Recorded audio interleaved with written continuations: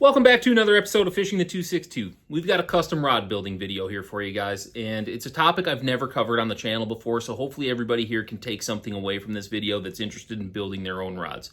What we're going to do today is balance a rod. I have a couple of goals in mind when I build a custom rod. First and foremost, I want the highest possible performance out of that rod. I want the rod to be lightweight, but more importantly than lightweight, I want the rod to be balanced. And that's what we're going to do today. We're going to balance this rod for you guys. To me, when people pick up a rod and they say that it feels heavy, it's typically a balance issue in the build. They don't have a rod that's balanced properly. It's usually pointing very tip down. I've noticed a lot of times when people pick up a rod and they say that it feels heavy, it's because that nose or tip is pointed straight down at the water line. So this rod right now, as it sits, is going to be tipped down, and that's a function of the length of handle we built for this rod. I kind of like for a rod to sit right here so that it doesn't catch on my sleeve if I happen to be wearing rain gear. So I build a little shorter handle and I use my forearm length as kind of the guide for my handle, but a lot of times that's going to create a tip down effect because the fulcrum point is further out on the blank. The good news is with this blank, the SJ732, it's a super lightweight blank. And I'm going to guess after we get done counterbalancing this thing, we're going to bring this rod build in at 4 ounces or less. So this is going to be a really lightweight, high performance rod at the end of the day, but we do need to balance it. And I'll show you what I'm talking about. I'm going to back off the camera here a little bit and kind of get right into the nuts and bolts here for you guys. I happen to know this rod is for my buddy, and I know that he's going to put a 3000 size Shimano reel on it. I don't know exactly which model, but I do have an old Stratic laying around down here. It's a 3000 XG. I don't use this rod, but this is going to be the perfect opportunity for me to get this rod balanced as well as humanly possible, knowing that he's going to put either a Nasky or a Stratic on this rod at the end of the day. So when I balance a rod, I like it to be about neutral, horizontal like that, or maybe even a little tip up there if I have my fingers in line with the front of the spool right here, if that makes sense. So try to zoom in here. I want the balance point to be kind of the front of the spool. So I'm going to go ahead and I'm going to balance this rod on my fingers. And you can see we're fairly significantly tipped down at this moment in time. So now to get this into a more comfortable fishing position, we have to counterbalance it. And the way that I'm going to achieve that is really simple. I'm going to use the tungsten drop shot weight. One of the questions I get is, why do you use tungsten? That seems expensive for a jig maker that has lead laying around in the shop. It's true. It costs a couple of dollars more.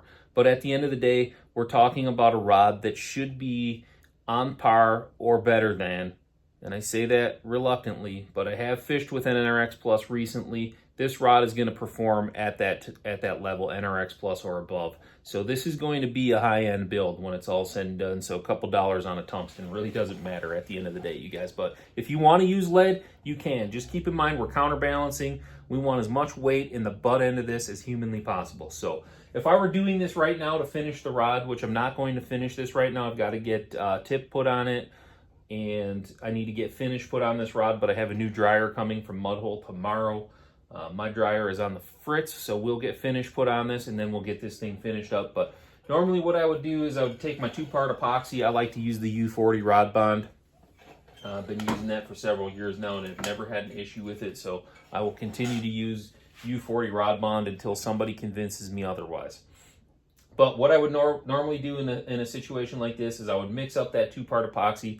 I would apply it liberally to this tungsten weight, and we would just literally glue that right into the butt end of the rod, and then we would glue the butt cap on. So you would never have any idea that weight is even in there, except now I've just told the whole world, so everybody's gonna know. But you can see now how we're balancing here. We are just, this would be neutral to me, about perfectly horizontal.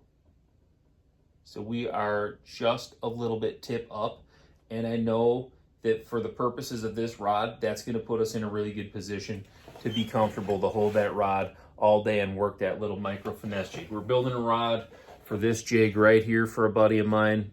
He's the inventor of this jig. This is an awesome jig. It's the 1/8 ounce finesse football from Jig Squad. We talk about it on the channel all the time. It's a little fish slayer, you guys.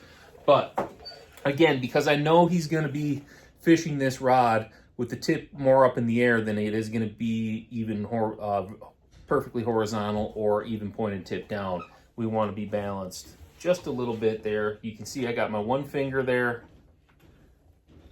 about even with the front of the reel, and we are just a little bit tip up now with that 1/2 ounce tungsten in there. So tomorrow after I get finish on this and everything's done, we will glue that in there and we are going to have a perfectly balanced fishing rod. I'm going to guess that this rod's going to come in at 4 ounces or less when it's all said and done, and this is going to be a real treat to fish with. I actually have another one of these blanks down here in the shop already to build one of these for myself.